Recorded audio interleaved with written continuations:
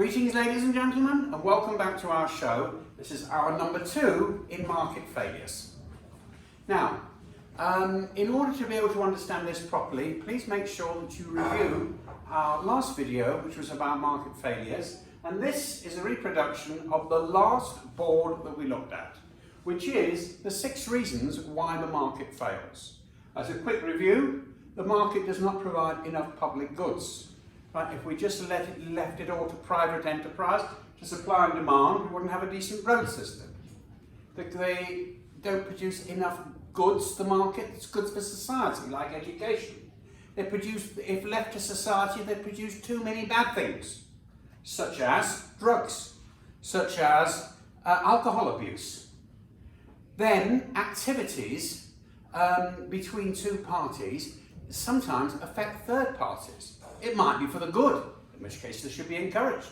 It might be for the bad, in which case there is a problem, because other parties have not been included in the price between supply and demand, other parties that are suffering.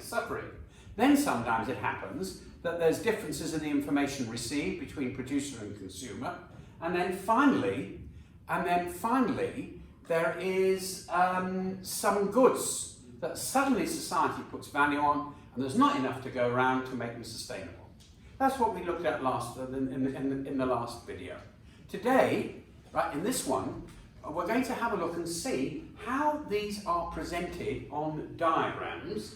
Now, some of these lend themselves to diagrams, some of them do not.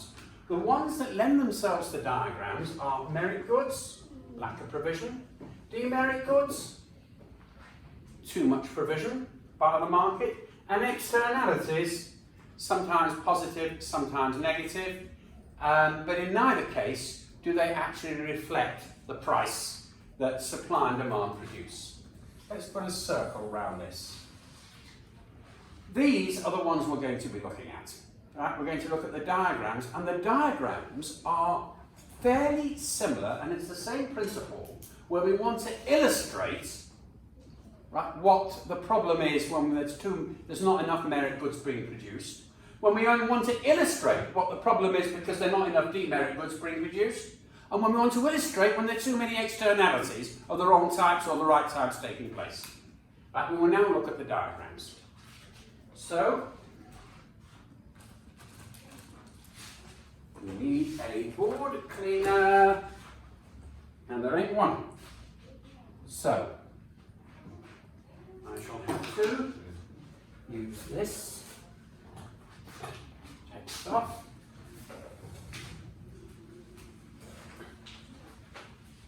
Now, in order to do this, we've got to know one thing.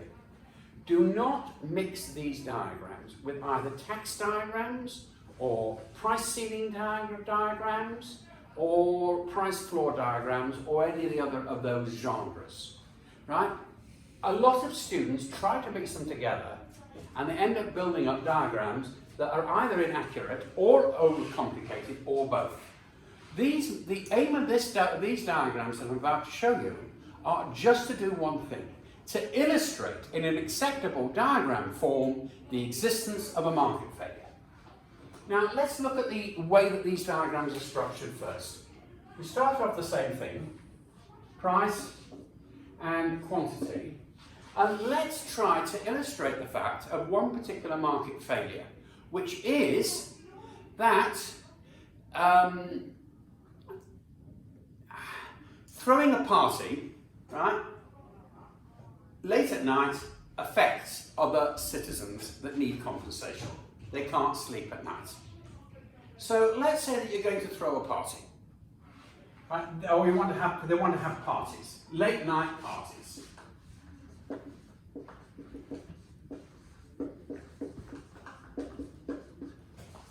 There's your diagram, that's your supply.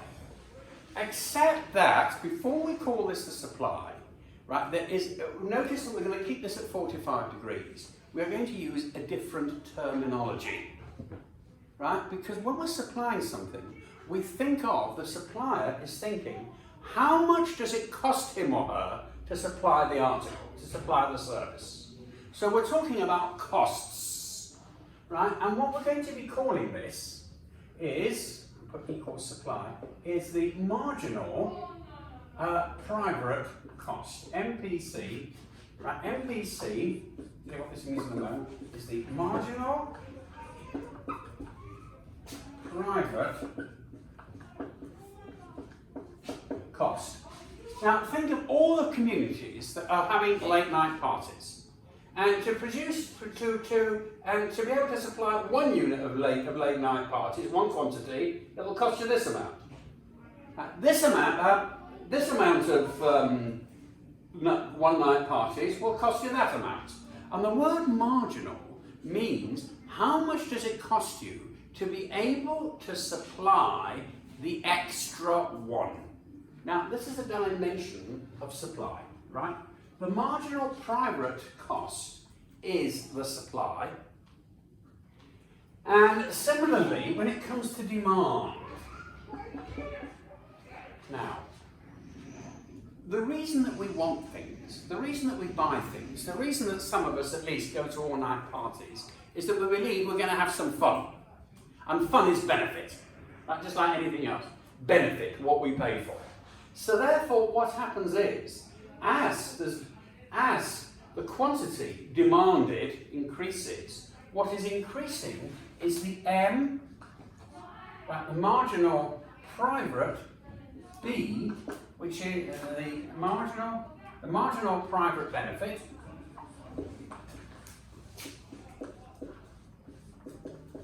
that equals supply, and that equals demand, right? This shows the marginal private cost and the marginal private benefit. Note that I have kept the curves at 45 degrees. This is the convention used to illustrate market failures. Keep the curve at 45 degrees. So therefore, the price of a unit, to be able to go to that party, of course, will be P1, Q1, and that will be the equilibrium. Are we happy up till there? However, there is a problem. Because when we have late night parties, and we are producing late night parties, and we're playing music right, at 140 decibels or whatever it is, ear-splitting music, the local people can't sleep. So therefore it's going at their expense, isn't it? So looking at it from your point of view, the cost is at the marginals, the actual cost is much higher to be able to supply it, because there's certain people that are not being taken into account. Different colour. It seems to have disappeared. Never mind, we will do the whole thing in black. Let's draw it together. Sorry that wasn't parallel. Draw it parallel to make it easy. That is the real cost, and this is what's called the margin, the MSC, which is the marginal social cost. Let's put it here as well. MSC equals the marginal social. Now, we do not say that supplies move to the left. You know why? That doesn't mean any change in the movement. Right? What has actually happened is as follows. What has happened is that the real cost, right, the real cost of that event, to take into account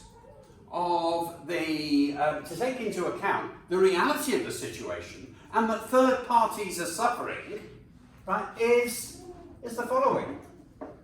P, let's call it PX, right? PX is the cost of the activity, right? So therefore, as follows. The real price is this. That's how much it should be, right?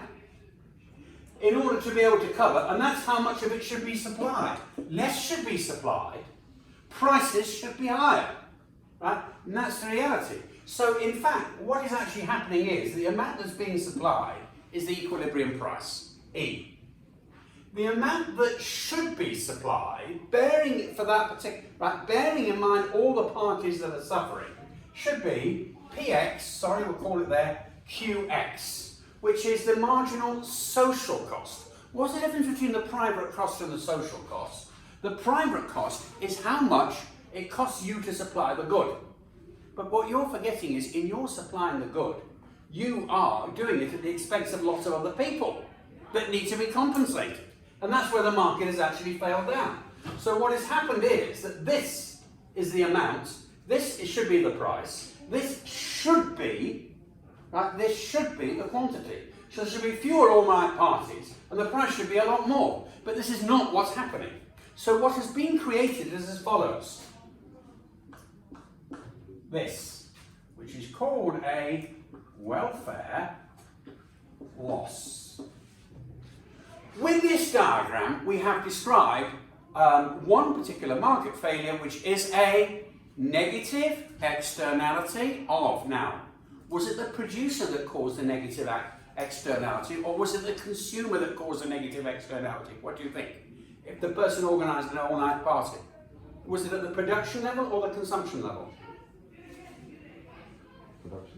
Production level. It's good. So therefore, what we're talking about, that this diagram shows, to show a negative externality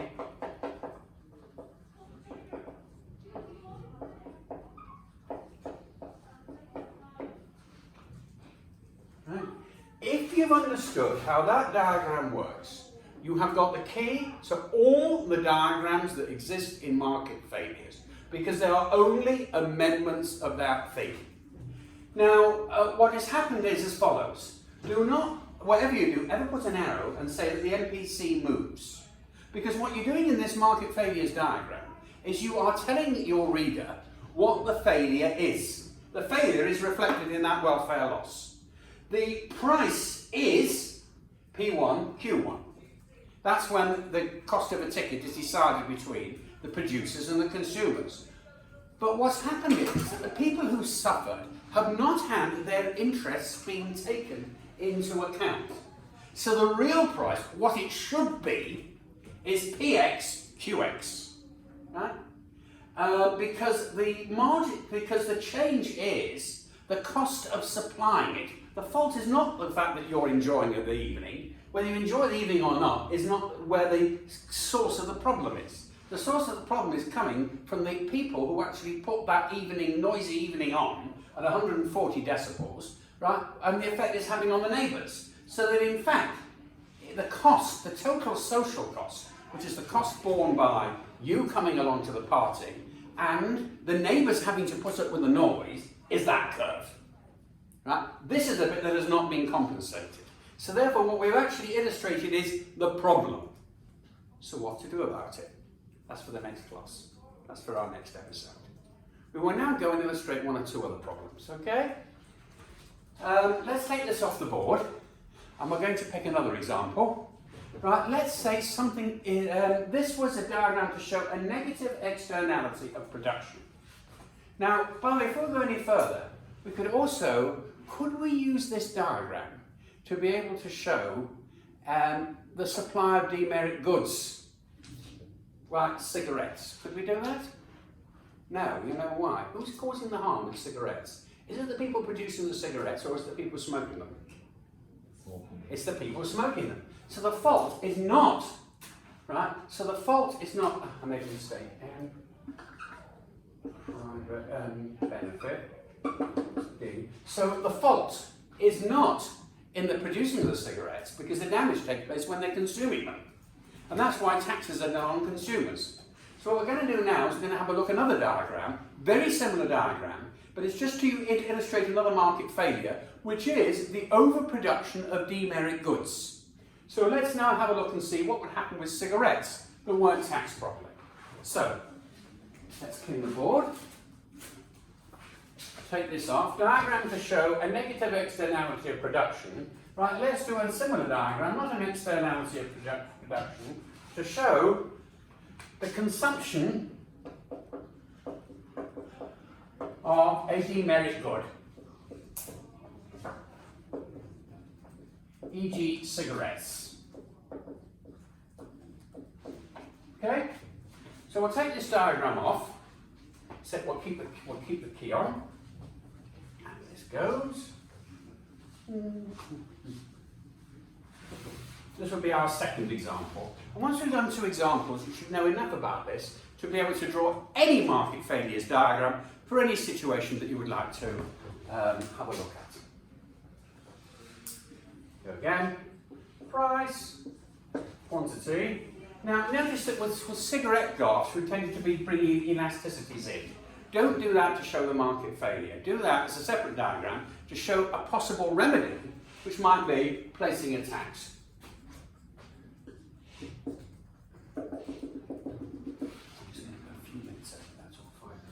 Please forgive me.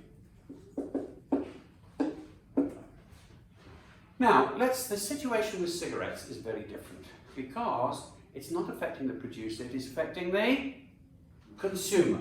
Now, we won't call it S, we will call it the marginal private cost, and here we'll call it the marginal private benefit equals D equals S. Right? There you go. And what's happening with cigarettes is it's at what level? It's at the consumer. Now that's hurting the consumer. And the consumer is getting a lot less benefit from it. Why? Because it's not only affecting the consumer and hurting him, you can go further than that, and it's also a negative externality because of second-hand smoke. This is the reality. Marginal social benefit. So that the real price, right, so that the real benefit, right, the real benefit is actually very, very much lower, right? And that means that the quantity should be a lot lower, which is this amount, and the price should be a lot higher, which is that amount.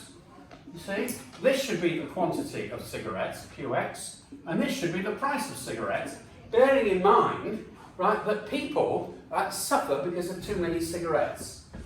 This is the welfare loss. So we just put that there. Welfare loss. So we have illustrated a market failure with cigarettes because the private benefit is much greater than the social benefit.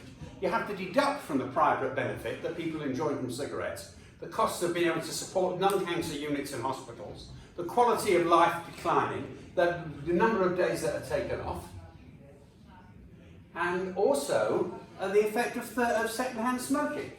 So therefore, whereas the first one showed a negative, a negative externality of production, this one has shown a negative externality of consumption.